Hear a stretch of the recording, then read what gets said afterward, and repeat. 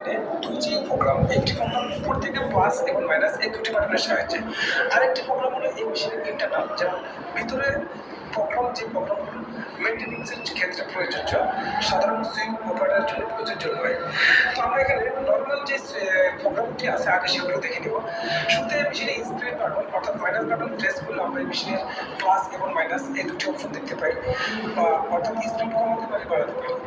আর যদি আমরা এখানে আর উপর থেকে যে দুটি বাটন, এই দুটি বাটনের সাহায্যে আমরা শুধুমাত্র স্পিড বাড়াতে পারবো, কমাতে পারবো এবং নিডল বার স্টপ পজিশন করতে পারবো। টোটালি আমরা এই উপরে এই দুটি বাটন থেকে তিনটি কাজ করতে পারবো। স্পিড কন্ট্রোল করতে পারবো, নিডল বার হাই পজিশনে রাখতে পারবো এবং নিডল বার লো পজিশনে রাখতে পারবো। তো সেটা কীভাবে করবেন? আপনারা দেখতে পাচ্ছেন যে এই মেশিনের স্পিড সর্বোচ্চ 40 পর্যন্ত যাচ্ছে, এর উপরে কিন্তু আর যাচ্ছে না, অর্থাৎ 40-এর উপরে আর কোনো স্পিড দেখাচ্ছে না। 40 মানে 4000। তো 4000 উপরে কীভাবে নেবেন সেটা আমার ভিডিওর লাস্টের অংশে থাকবে। তারপর শুধু দেখে নিই মিডল বার স্টপ পজিশন। এখানে পাশে যে ডটটা দেখতে পাচ্ছেন, এই ডটটা কিন্তু উপরে আছে। আমরা যখন প্লাস বাটন চাপ দিয়ে ধরে রাখবো, এই ডটটার নিচে নেমে যাবে।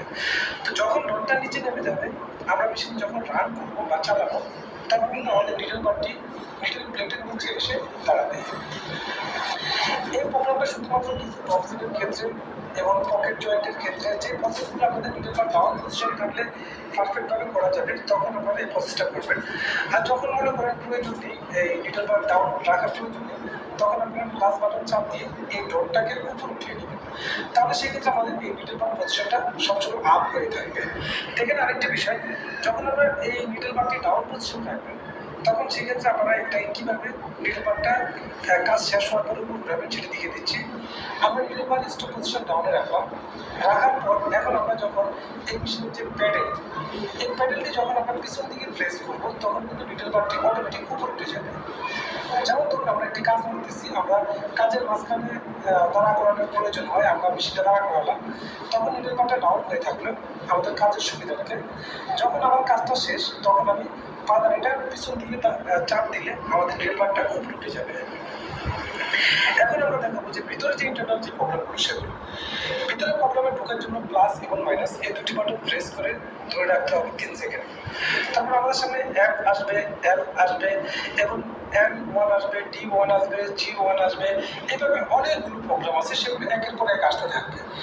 তো এখানে মূলত আমি যেগুলো আপনাদের ইম্পর্টেন্ট প্রয়োজন সেগুলো দেখাবো। এখানে ইম্পর্টেন্ট যে প্রোগ্রামগুলো, তার মধ্যে আছে আপনাদের যে L প্রোগ্রামটি, এই L প্রোগ্রামে এসে আপনারা এখানে মাইনাস বাটন প্রেস করবেন। এখানে 40 দেখাচ্ছে, অর্থাৎ 40 দেখাচ্ছে। 40 অর্থাৎ এখানে 4000 স্পিড, যেটা আমরা উপর থেকে প্লাস এবং মাইনাস বাটনের সাহায্যে 40-এর উপরে স্পিড চাইতো না, সেই প্রোগ্রামটা। এখানে যদি আমরা সর্বোচ্চ 50 পর্যন্ত, অর্থাৎ 5000 পর্যন্ত স্পিড করা যায়, আমরা 50 রেখে যখন প্লাস বাটন প্রেস করবো, এই প্রোগ্রামটা সেভ হয়ে যাবে। এখন দেখুন আমরা উপর থেকে কিন্তু 50 পর্যন্ত স্পিড করে নিতে পারতেছি। আগে কিন্তু 40-এর উপরে স্পিড যেত না, এখন কিন্তু 50 পর্যন্ত স্পিড যাচ্ছে, শুধুমাত্র আমরা L প্রোগ্রাম থেকে বাড়িয়ে দেওয়ার কারণে। এখন আমরা আবার এই প্রোগ্রামে ঢুকবো, দুটি বাটন একসাথে প্রেস করে প্রোগ্রামে ঢুকে আমরা আরও বাকি যে প্রোগ্রামগুলো আছে সেগুলি দেখব। তো সাধারণত এই মেশিনের স্পিড আপনারা 30 থেকে 35-এর মধ্যে রাখবেন, তাহলে স্ট্যান্ডার্ডভাবে আপনার মেশিনটি ভালো চলবে। আমরা আবার প্রোগ্রামে ঢুকলাম, ঢোকার পর এখানে F লেখা আসছে, আমরা আবার প্লাস বাটন প্রেস করবো, L আসলো, তারপর আমরা N1, এই N এর পাশে যে 1 সেটা আমরা যদি 0 করে দিই, 0 করে যদি সেভ করি, তাহলে দেখুন এখন কি হয়, আমাদের নিডল বারে কোনো স্টপ পজিশন থাকবে না। আমরা যখনই মেশিন চালাবো, এটা এই নিডল বারটা এটা যখন যেখানে মন চায় সেখানে দাঁড়াবে, উপরে দাঁড়াতে পারে, নিচেও দাঁড়াতে পারে, যেখানে মন চায় সেখানে। অর্থাৎ আমরা আগে যখন ক্লাস মোটর মেশিন ব্যবহার করতাম, ক্লাস মোটর বড় মোটরগুলো, সেগুলো কিন্তু এই সিস্টেমে ছিল, অর্থাৎ সম্পূর্ণ ম্যানুয়াল, এমনকি বাংলা মেশিন যেটাকে আমরা বলে থাকি। এইভাবে আপনারা এই প্রবলেম থেকে এই পজিশনটা করে নেয়। এটা সিস্টেমটা হলো রোটেশন পুলির এখানে একটা সেন্সর থাকে, দুটি সেন্সর, এই দুটি সেন্সর প্রোগ্রাম অফ করে দেওয়া হলো। তো আমরা যখন এখানে N1 0 ছিল, আমরা এটাকে 1 করে যখন সেভ করলাম, আমাদের রোটেশন পুলির এই সেন্সরটি কিন্তু চালু হয়ে গেল। আমরা এখন চাইলে নিডল বার আপ পজিশন এবং ডাউন পজিশন রাখতে পারবো। আমরা চাইলে এই যে পির পাশে যে ডটটা দেখতে পাচ্ছেন, সেই ডটটা যদি উপরে থাকে উপরে দাঁড়াবে, আর নিচে থাকলে নিচে দাঁড়াবে।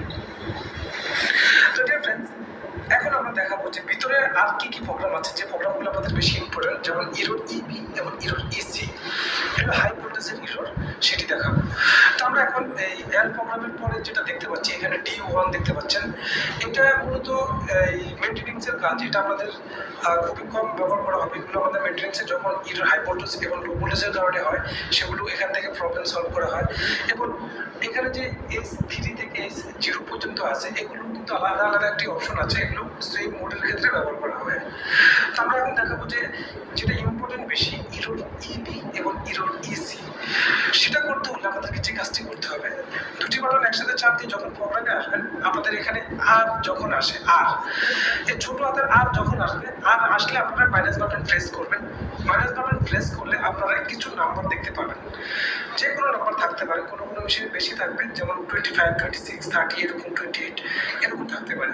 তো আপনারা ডাবল প্রেস করে মাইনাস বাটনটি দুবার প্রেস করবেন, তাহলে সেক্ষেত্রে আপনারা এই আর এই যে আর আসলো, এই আর পাশে যদি আমরা মাইনাস বাটন দুবার প্রেস করি, তাহলে সেই নাম্বারটা 0 হয়ে যাবে।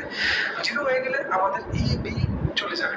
এবং আর এর পরে আপনারা ওয়াই অপশন পাবেন, ওয়াই, এই উল্টো ওয়াই অপশনের এখানে এসে আপনারা মাইনাস প্রেস করবেন, সেখানে যে নাম্বারটি থাকবে সেই নাম্বারটি আপনারা ডাবল প্রেস করে 0 করে দেবেন। তাহলে সেক্ষেত্রে ইবি এবং ইরোর ইসি এই দুটি অপশন রিমুভ হয়ে যাবে। আপনারা জানেন যে ইরোর ইবি আসলে কিন্তু মেশিনটা চলে না, এবং ইরোর ইসি আসলেও কিন্তু মেশিন চলে না। যখন আপনারা আর এবং উল্টা ওয়াইয়ের পাশে যে 0 যে নাম্বারগুলো থাকে, সেই নাম্বারগুলো যখন 0 করে দেবেন, তখন আর ইরোর ইবি এবং ইরোর ইসি রিমুভ হয়ে যাবে। তো ডিয়ার ফ্রেন্ডস, মূলত এই মেশিনের যে মেন প্রোগ্রামগুলো ছিল, সেগুলো আমাদের জানা হয়ে গিয়েছে। আর তেমন একটা বেশ কোনো